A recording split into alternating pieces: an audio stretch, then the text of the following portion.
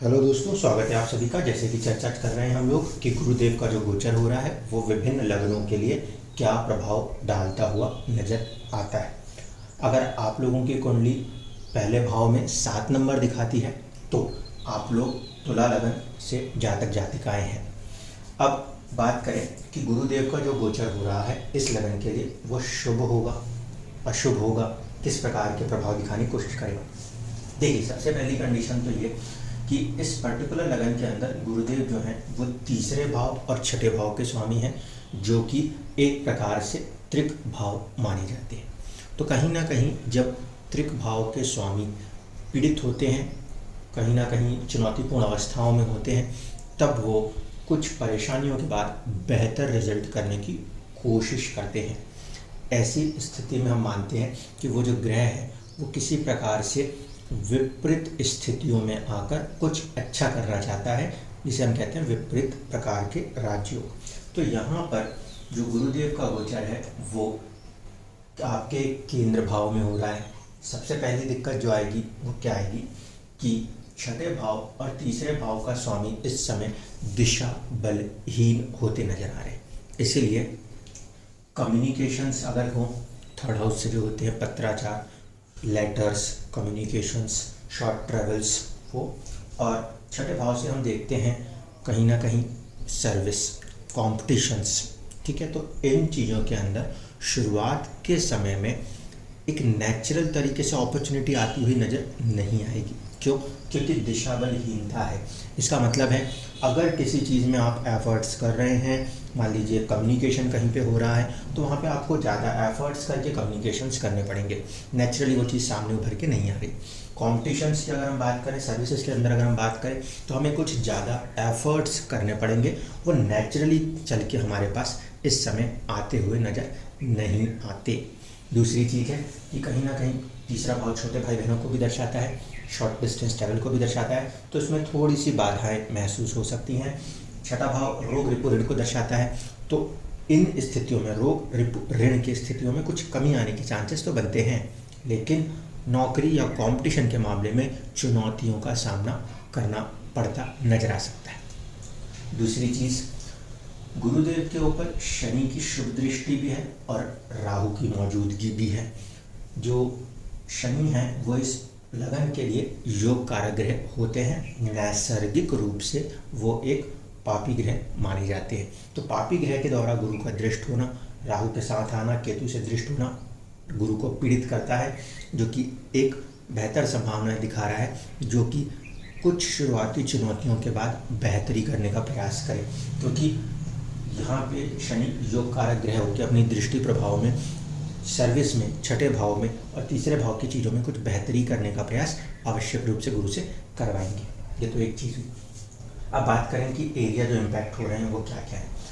7th house जो है साझेदारी का, विवाह का, इसके ऊपर सबसे ज़्यादा प्रभाव देखने को मिलता है, क्योंकि गुरु, राहु और शनि का, जिसमें से 2 या बल्कि 3 केतु को लगा लें तो 3 क्रूर ग्रहों का प्रभाव साझेदारी, वैवाहिक जीवन के ऊपर देखने को मिलता है, जो चुनौतियाँ उत्पन्न करने में सक्षम है। पहली बात। दूसरा, गुरु और राहु की जो साझा दृष्टियां हैं वो तीसरे भाव पर भी हैं, वो लगन पे भी हैं, और साथ ही साथ आपके लाभ भाव पर भी हैं। लाभ भाव पर होने की वजह से तो संभावनाएं हैं कि अचानक से आप किसी प्रकार के लाभ को बना लेंगे, लेकिन जो तीसरा भाव है वहाँ पे गुरु और राहु की साझा दृष्टि यदि है तो किसी भी डॉक्यूमेंट को साइन करने से पहले, लिखा पढ़ी के किसी भी काम को करने से पहले आपको 4 बार सोचना पड़ेगा, ताकि कोई गलत डॉक्यूमेंट साइन सील ना हो जाए। इसी तरीके से अगर हम देखें तो शनि की दृष्टि और साथ साथ राहु की दृष्टि और गुरु की दृष्टि भी कहीं ना कहीं लाभ भाव पर है, जो कि लगन था उसे। तीनों ग्रह मिलकर कुछ ना कुछ ऐसा प्रयास करेंगे कि आपके जीवन के अंदर जो आपका धन उपार्जन है, आपके अर्निंग्स के जो सोर्स हैं, उसके प्रति कुछ नए बदलाव, कुछ नई तरक्कियाँ, कुछ नए चेंजेस देखने को मिल सकते हैं।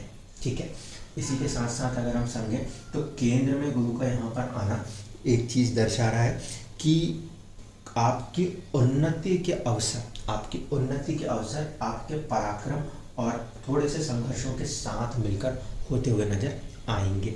ये तो ऊपर ऊपर की चीज़ें हुई जो कि ऑलमोस्ट सभी लोगों के ऊपर लागू हो जाएगी। अब थोड़ा सा स्पेसिफिक हो जाए तो आप लोगों की अपनी कुंडलियों में दशाओं को समझिएगा कि दशाएं किस प्रकार से चल रही हैं। यदि दशा शुभ भाव स्वामियों की चल रही हैं, शुभ भाव स्वामी से अर्थ होगा शुक्र, क्योंकि वो अष्टमेश के साथ साथ लग्नेश भी है। इसी प्रकार से यदि आपकी दशा बुध की चलती है तो वो परेशानियों को देने वाला ग्रह तो है, लेकिन वो भाग्येश भी है। इसी तरीके से शनि जो कि आपके चौथे और पंचम के स्वामी हैं, अगर इनकी दशाएं चल रही हैं और ये आपकी कुंडली में अच्छी स्थितियों में बैठे हुए हैं तो आपको ये जो इस समय की स्थिति बन रही है वो कार्य क्षेत्र में उन्नति प्रदान करने का प्रयास करेगी आने वाले 1 साल के अंदर। शुरुआत में जो गोचर है गुरुदेव का वो केतु के नक्षत्र से हो रहा है, इसलिए शुरुआत के समय में अप्रैल से लेकर जून तक आपकी कुंडली में केतु देव जहाँ कहीं भी बैठे होंगे उस भाव से संबंधित फलों को करने की प्रयास गुरुदेव करते हुए नजर आएंगे। कंडीशन यह है कि दशा के अंदर अगर गुरुदेव मिलते हैं आपको अंतरदशा या प्रत्यंतर दशा पे, तब आपको इस रिजल्ट की इंटेंसिटी थोड़ी बढ़ के मिलेगी। अगर दशाओं में गुरुदेव नहीं है तो फिर ये जो रिजल्ट्स हैं ये स्लोली और अपने टाइम ड्यूरेशन के साथ कम इंटेंसिटी में होंगे, क्योंकि आप इस समय उसकी दशा नहीं भोग रहे होंगे। इसी प्रकार से जब गुरुदेव का गोचर आगे बढ़ेगा, शुक्र के नक्षत्र में आएगा, तो जून और नवंबर के दरमियान एक तो कार्य क्षेत्र से होने वाले बदलाव आपके स्टेटस को प्रभावित करेंगे, दूसरा आपके साहस और पराक्रम का कोई प्रभाव आपके जीवन में परिवर्तन का कार्य करेगा, क्योंकि ऐसी स्थिति में गुरु का संबंध अष्टम और पहले भाव से होने वाला है। तो जो सेकंड फेज होगा जो कि जून से लेकर नवंबर का होगा, उसके अंदर कहीं ना कहीं जीवन में कुछ बड़े बदलावों की स्थितियां आप लोगों की ज़िंदगियों में बनती हुई नज़र आ सकती हैं। इसके बाद अगर हम बात करें तो गोचर सूर्यदेव के नक्षत्र से होगा, जो किसी प्रकार से लाभ, फ्रेंडशिप, नेटवर्किंग को बनाने का प्रयास करता हुआ नजर आएगा। अब बात करें कि ग्रह में कितना बल है उस काम को कर पाने के लिए, उसके लिए आपको 2 चीज़ों का सहारा लेना पड़ेगा।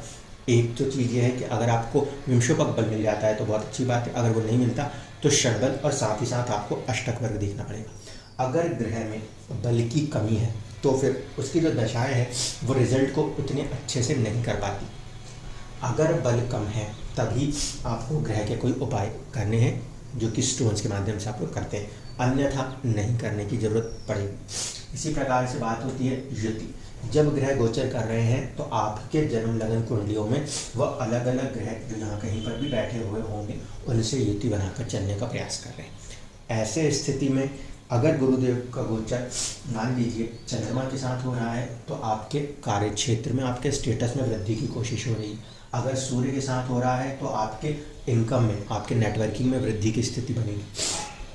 अगर यही कॉम्बिनेशन शुक्र के साथ हो रहा है तो आपका मान सम्मान को बढ़ाने का प्रयास करेंगे, लेकिन संघर्षों के साथ। इसी प्रकार से यदि गोचर शनि के आसपास से हो रहा है तो कार्यक्षेत्र में वृद्धि होगी। हो सकता है कि कुछ नई प्रॉपर्टीज़ को लेते हुए भी कार्य करते नजर आए।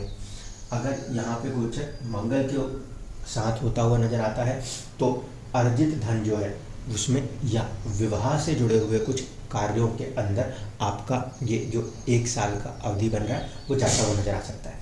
उस केस में ये देखिएगा कि ग्रह किस डिग्री पे बैठा है और जो ये ग्रह गुरु का गोचर है वो उसकी डिग्री को कब प्रभावित करता हुआ नजर आता है। उस दरमियान में ये सारे रिजल्ट्स आपके जीवन में होते हुए नजर आएंगे।